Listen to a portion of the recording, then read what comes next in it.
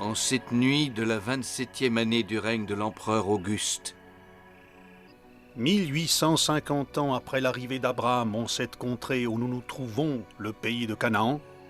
1250 ans après l'exode de Moïse et des Hébreux hors d'Égypte. Une étoile apparut dans le ciel. Il est écrit que 1000 ans après le règne de David, ses descendants donneront naissance au Messie, sauveur du peuple d'Israël et fils de Dieu descendu sur terre. Cette année-là, un ange fut envoyé par Dieu dans une ville de Galilée du nom de Nazareth, chez une jeune fille nommée Marie et qui était fiancée à Joseph. L'ange lui annonça la naissance de Jésus. Que la joie emplisse ton cœur, Marie, pleine de grâce. Le Seigneur est avec toi. Sois sans crainte, Marie. Mais êtes-vous un ange, un messager de Dieu? Tu as trouvé grâce auprès de Dieu. Tu enfanteras un fils et tu l'appelleras du nom de Jésus. Cet enfant sera grand et sera appelé fils du Très-Haut. Le Seigneur Dieu lui donnera le trône de David, son père. Il régnera sur la maison de Jacob et son règne n'aura pas de fin. Comment cela sera-t-il, puisque je ne connais pas d'homme? L'Esprit Saint viendra sur toi et la puissance du Très-Haut te prendra sous son ombre.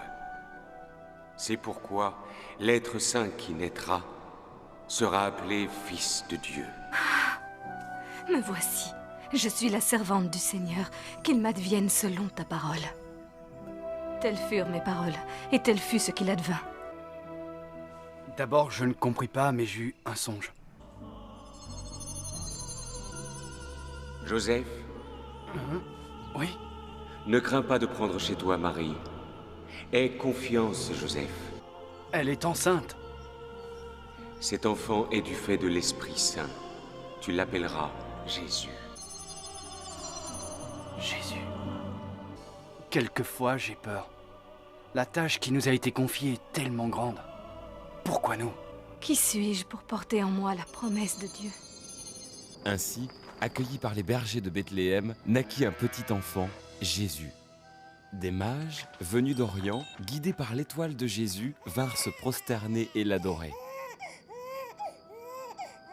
La mémoire des antiques prophéties, inscrites dans les livres sacrés du peuple d'Israël, fit penser à certains sages, tels Siméon et Anne, que l'enfant nouveau-né était destiné à devenir roi.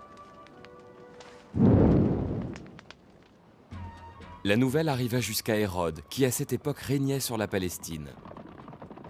Hérode ne pouvait tolérer qu'il puisse y avoir un autre roi que lui. Il ordonna donc la mort de l'enfant.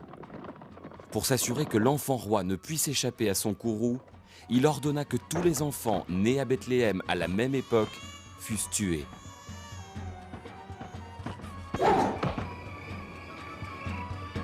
Joseph.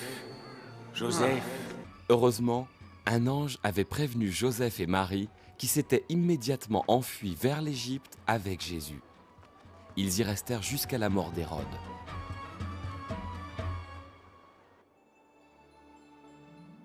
Devenu adolescent, Jésus fut conduit par Marie et Joseph au temple de Jérusalem.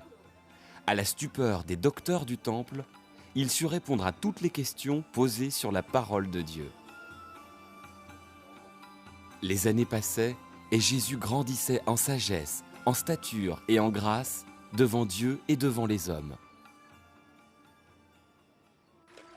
Il était devenu un homme, et le secret qu'il cachait fut enfin révélé au monde. Pourquoi es-tu venu à ma rencontre? Nous devons accomplir la volonté de Dieu.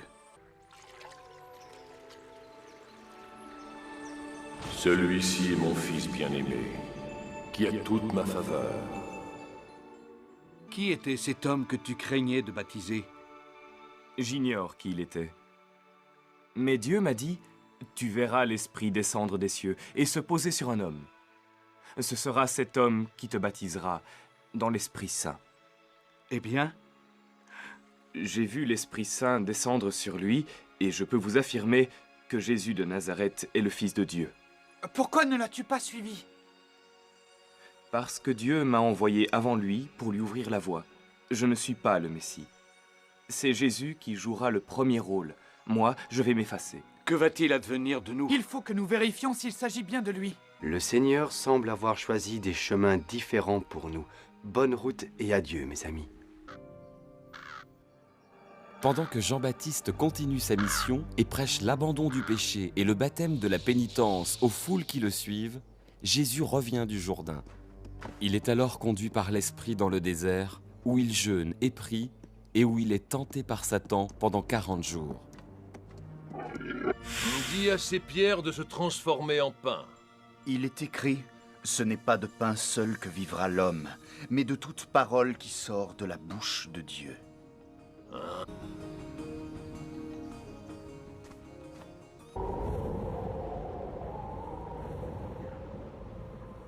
Mais Satan le tente encore. Que veux-tu de moi? Regarde autour de toi. N'aie crainte et regarde autour de toi. Allez. Tu es le Fils de Dieu, n'est-ce pas? Alors dans ce cas, jette-toi du haut du pinacle du temple. Jette-toi en bas. Car il est écrit, il donnera pour toi des ordres à ses anges, afin qu'ils te gardent. Et les écrits ajoutent que ces anges protégeront donc chacun de tes mouvements. Sur leurs mains, ils te porteront de peur que tu ne heurtes du pied quelque pierre. En vérité, je te le dis, tu ne tenteras pas le Seigneur ton Dieu.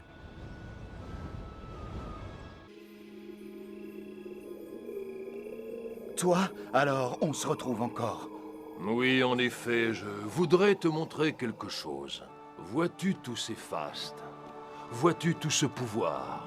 Tout ce que tu vois m'appartient. Tous les royaumes du monde sont à moi. Mais je te les donnerai. Tout ce que tu dois faire, c'est t'agenouiller devant moi. Alors, toutes ces richesses seront à toi. Arrière, Satan, car il est écrit que tu ne vénéreras que le Seigneur ton Dieu. Lui et lui seul. Lui et lui seul.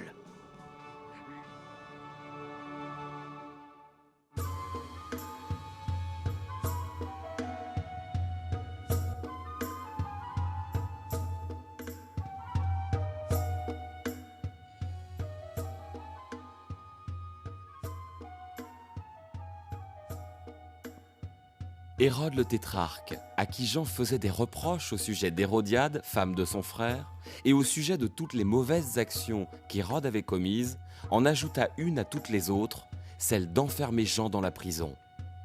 Et quand Hérodiade lui demande la tête de Jean, Hérode s'exécute. Il te suffit de le demander. Tout ce que tu désires. Je veux la tête de Jean le Baptiste. Oh.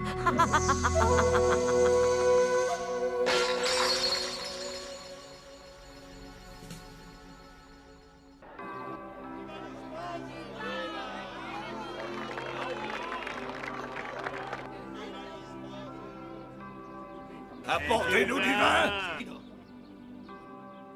Oh, eh bien, je suis navré, mais voilà, il n'y a plus de vin. Jésus, ils n'ont plus de vin. Par ici. Je vois 6 grandes jarres là-bas. Remplissez-les d'eau et portez-les ici. Mais Jésus, ces jarres ne contiennent pas du vin, mais de l'eau. Faites ce que je vous dis.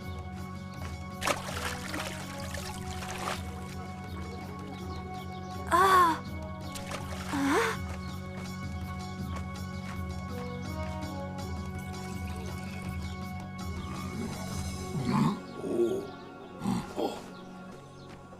J'étais grossier et injuste envers vous. En général, les gens servent le meilleur vin au début des festivités. Et ensuite, quand tout le monde est un peu ivre, ils servent le plus mauvais vin. Mais toi, tu as fait le contraire. Merci, c'est le meilleur vin que j'ai jamais goûté. Jésus prêche l'évangile depuis un certain temps. Il se déplace à pied ou à dos d'âne. Il prêche dans les synagogues de Galilée et il annonce la bonne nouvelle du royaume de Dieu.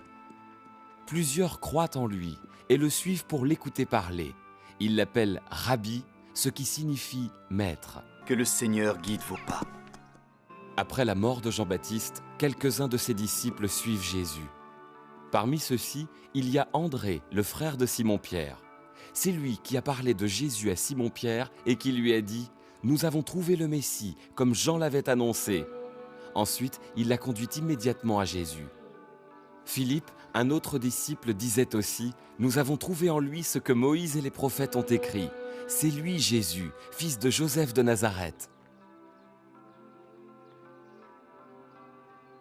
Loué soit Hachem, le Tout-Puissant. Loué soit l'alliance avec Abraham, Isaac et Jacob.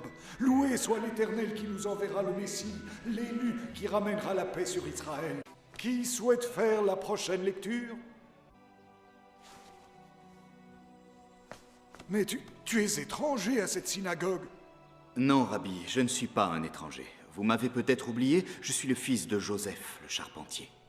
Mais oui, on m'a dit que tu étais à Capharnaüm, que tu avais même des disciples. Tiens, lis. Je vais lire les mots du prophète Isaïe. L'Esprit du Seigneur Tout-Puissant est sur moi, car il m'a donné l'onction. Il m'a envoyé porter la nouvelle aux pauvres, panser les cœurs meurtris, annoncer aux captifs la délivrance, rendre la vue aux aveugles, libérer l'opprimé et proclamer une année de grâce du Seigneur. Que se passe-t-il? Pourquoi ce silence? Aujourd'hui s'accomplit à vos oreilles cette prophétie. Aujourd'hui, au moment où vous écoutiez ma voix, l'Esprit du Seigneur est descendu sur moi, il m'a oint, afin d'inaugurer des temps de miséricorde, une année de grâce pour notre peuple. Louons le Seigneur de nous être apparu dans ce... Comment peut-il tenir de tels propos? Cela équivaut presque à blasphémer. Je vous comprends. En vérité, je vous le dis, nul n'est prophète en son pays. D'une provocation, c'est un blasphémateur. Est-ce qu'ils se disputent? Oui, parce qu'ils n'ont pas cru ce que leur a dit Jésus. Ce n'est qu'un jeune rabbi à l'esprit fragile. L'étude lui est montée à la tête et il se prend pour ce qu'il n'est pas. Chassons-le!